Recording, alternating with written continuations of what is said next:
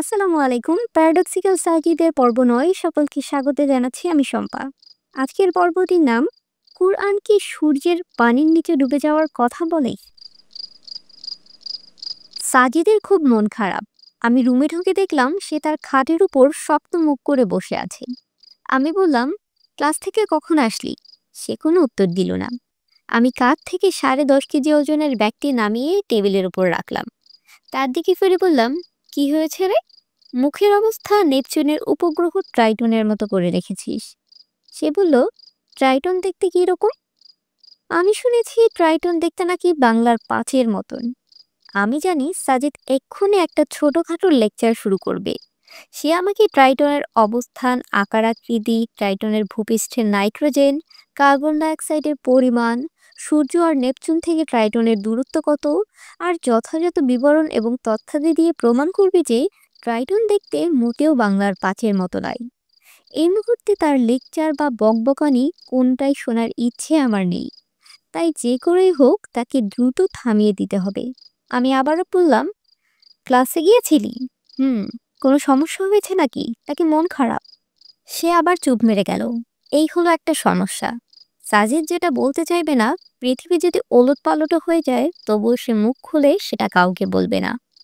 সে বলল, কি জেনে যা, ভাত বসিয়েছি, দেখে আয় কি অবস্থা। আমি আকাশ থেকে পড়ার মতো করে বললাম, ভাত বসিয়েছিস মানে? বুয়া আসেনি? না। কেন? অসুস্থ বলল। তাহলে আজ কি খাবো? সাজিদ জানালা দিয়ে বাইরে তাকালো।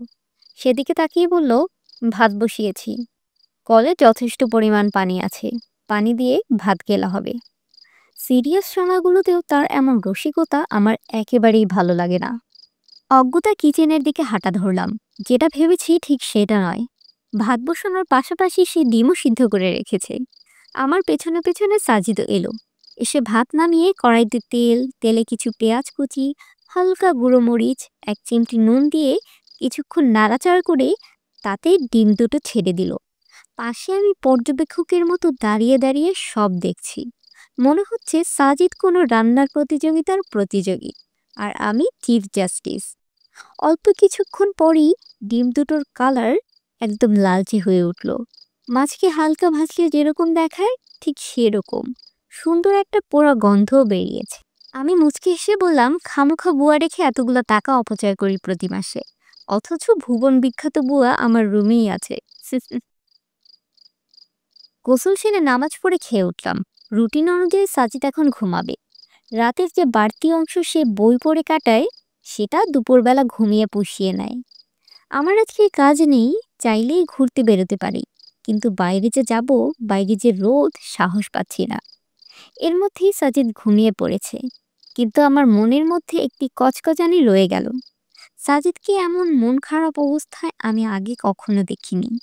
কেন তার মন খারাপ সে ব্যাপারে জানতে না পারলে আমার শান্তি মিলছে না। কিন্তু সাজিদকে জিজ্ঞেস করে লাভ নেই, সে কোনোদিনও বলবে না। ভাবছি কি করা যায়। তখন মনে পড়ল তার বিখ্যাত ডায়েরিটার কথা, যেটাতে সে তার জীবনের সব গুরুত্বপূর্ণ ঘটনাগুলো হুবহু লিখে রাখে। আজকে তার মন খারাপের ব্যাপারটি নিশ্চয়ই সে তুলে রেখেছে।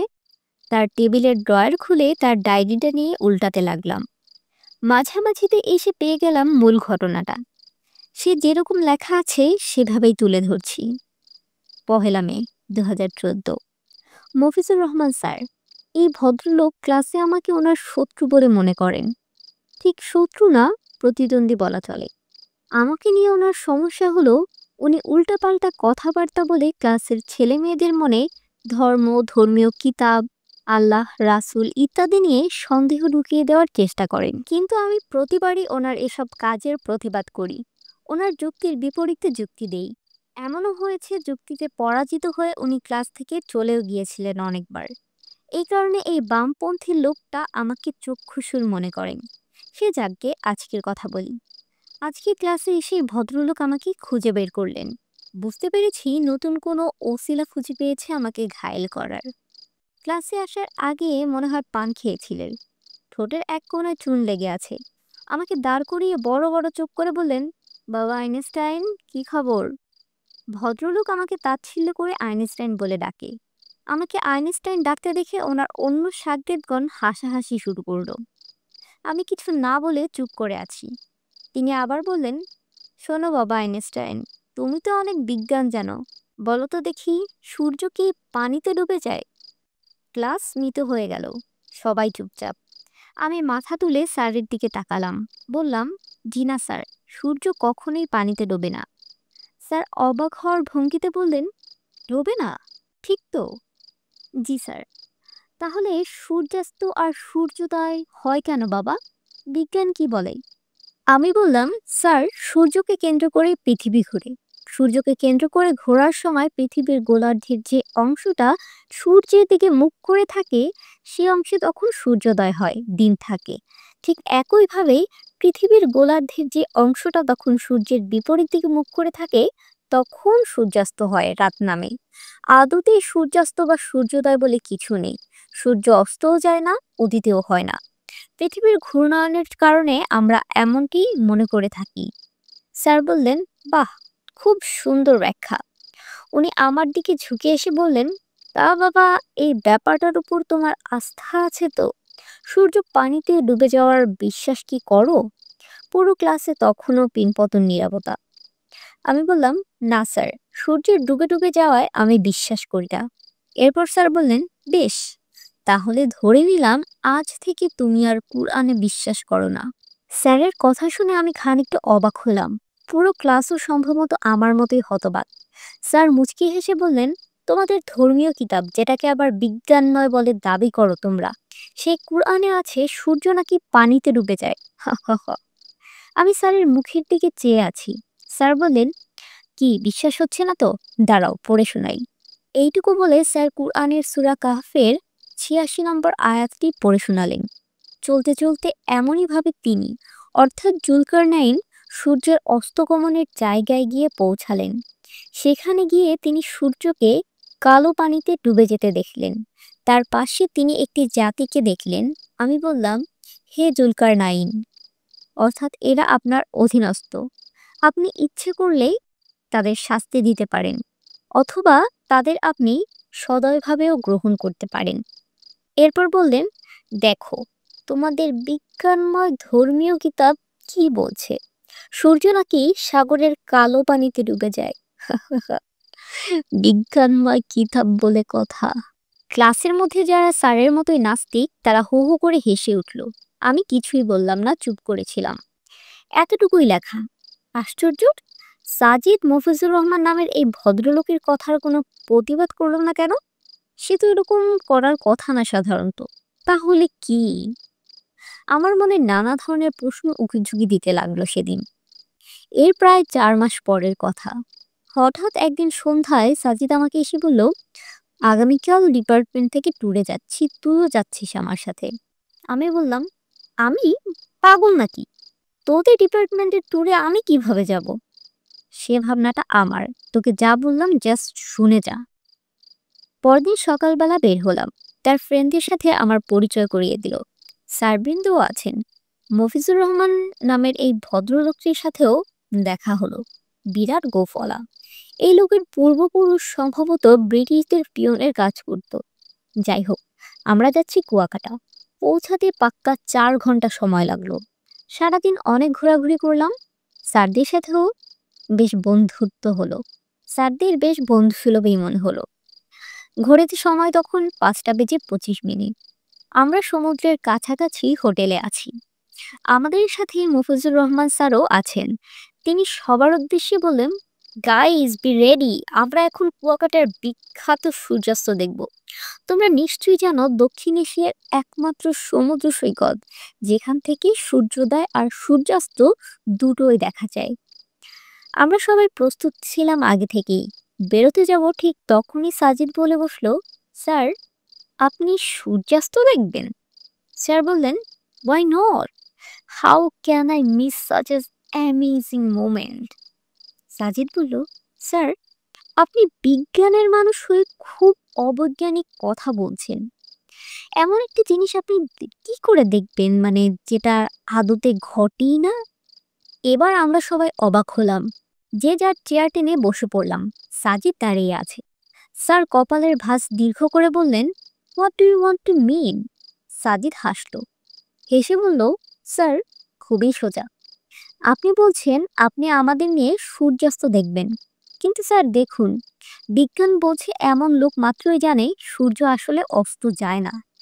পৃথিবীর গোলার্ধের যে অংশ সূর্যের গোলার্ধের বিপরীত মুখে অবস্থান করতে শুরু করে, সে অংশটা আস্তে আস্তে অন্ধকারে ঢেকে যায় কেবল। কিন্তু সূর্য তার কক্ষপথেই থাকে, উঠেও না ডোবেও না। তাহলে স্যার, সূর্যাস্ত কথাটা তো ভুল, তাই না? এবার আমি বুঝে গেছি আসল ব্যাপার। মজা নেওয়ার জন্য অপেক্ষা করছি। মফিজুর রহমান নামের লোকটা একরাশ বিরক্তি নিয়ে বলল, দেখো সাজিদ, সূর্য যে উদিত হয় না আর অস্তও যায় না সেটা আমি জানি, কিন্তু এখান থেকে দাঁড়ালে কি মনে হয়? মনে হয় সূর্যটা যেন আস্তে আস্তে পানির নিচে ডুবে যাচ্ছে। এটাই আমাদের চর্মচক্ষুর সাধারণ পর্যবেক্ষক ক্ষমতা। তাই আমরা এটাকে সিম্পলি সূর্যাস্ত নাম দিয়েছি। বলার সুবিধার জন্য এটাকে সূর্যাস্ত বলাটা যুক্তিযুক্ত।